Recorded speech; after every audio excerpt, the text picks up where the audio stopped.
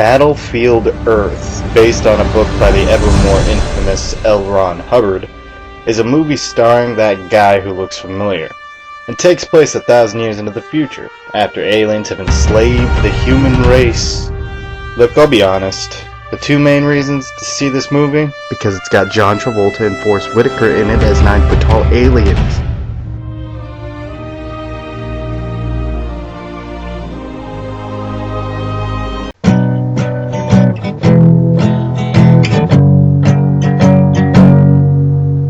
The Mummy is actually a remake of a much older movie by the same name, and stars Brendan Fraser, whatever. In the movie, the sorcerer Imhotep has an affair with the Emperor's chick, and then is cursed for all eternity for it. Flash forward thousands of years later, and Rachel Weisz accidentally brings the mummy back to life, and with it comes the desire to resurrect his old girlfriend, using Rachel Weisz to do it. I don't blame him. It was a movie that kicked off a string of remakes, but it worked because when it came out, it had been a while since a movie hadn't given a crap about anything other than entertaining you. The same can't be said about its string of sequels and spin-offs, though. But Rachel Weisz is hot.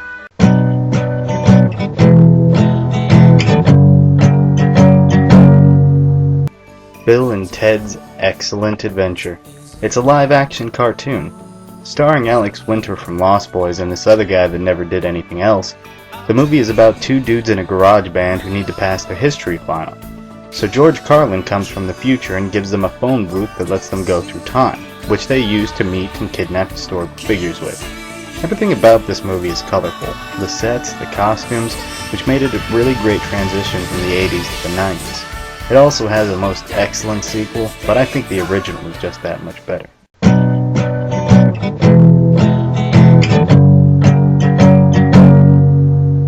From Dusk Till Dawn, directed by Robert Rodriguez, a Grindhouse-influenced movie that essentially has two films in one.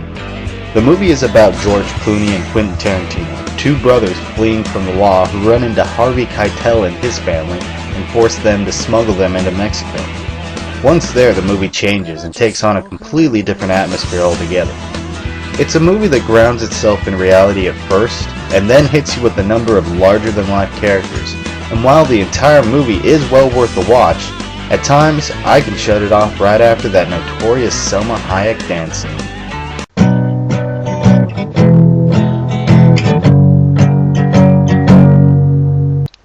Postal. It's a movie based on a video game starring Zach Ward of A Christmas Story and directed by Uwe Boll. Last one on this list, I promise. But the difference between this and Uwe Boll's other movies is that this one is trying to be ridiculous and pulls it off well. It's a must-see just for how far it goes, with a friendly Osama and Bush to a former Kids in the Hall going full frontal. It went straight to DVD, which includes Uwe Boll's boxing matches against internet critics as part of the special features, as well as a copy of Postal 2 for the PC. Now those are special features.